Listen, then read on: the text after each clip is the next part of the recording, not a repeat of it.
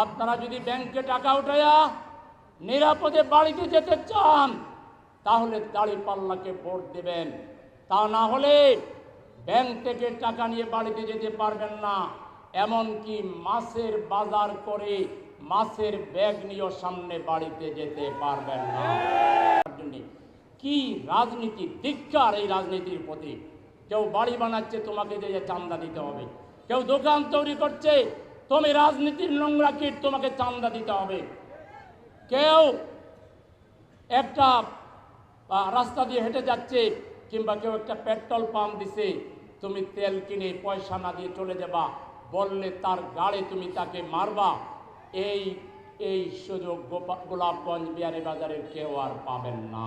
কোন নিরীহ ব্যবসায়ী এবং জনগণের গায়ে যদি কেউ হাত তোলে, এটা আমার উপর হাত তোলার নামান্তর হবে এবং আমি এর বিরুদ্ধে জনগণকে সাথে নিয়ে তীব্র প্রতিরোধ গড়ে তুলব। আমরা এমন একটা বাংলাদেশ চাই যেই বাংলাদেশে মামলার নামে নিরীহ জনগণকে, সম্মানিত মানুষকে, আমরা সিলেটের মানুষেরা আত্মসম্মানবোধ আমাদের রয়েছে। কারো বাড়িতে পুলিশ যাওয়া মানে তার 14 পুরুষের, তার বংশের কপালে তিলক লাগানোর নামান্তর। অথচ যখন তখন কিছু থানার দালালেরা দারোগা সাহেবদেরকে ব্যবহার করে পুলিশকে পাঠায় এবং মামলার নামে বাণিজ্য করে।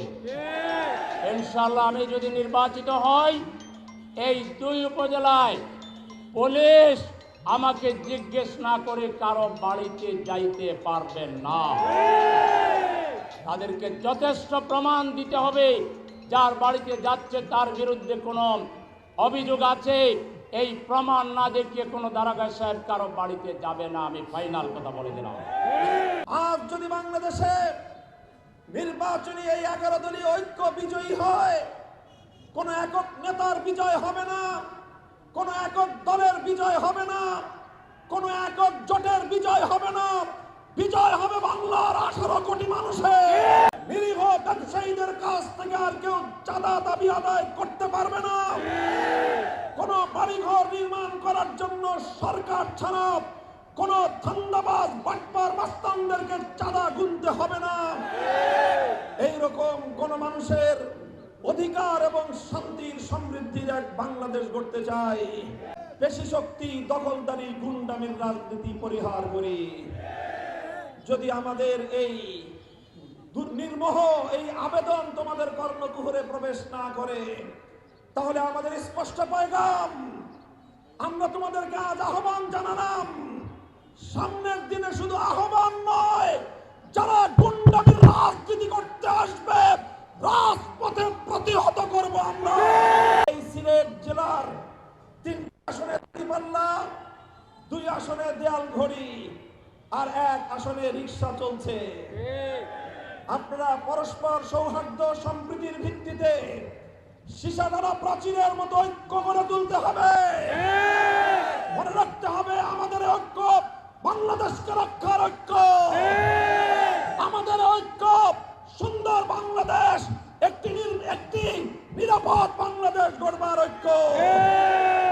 এই ঐক্য দলীয় সংকীর্ণতার ঊর্ধ্বে ওঠার ঐক্য। এই ঐক্য একটি সুন্দর স্বপ্নের বাংলাদেশ গড়বার ঐক্য।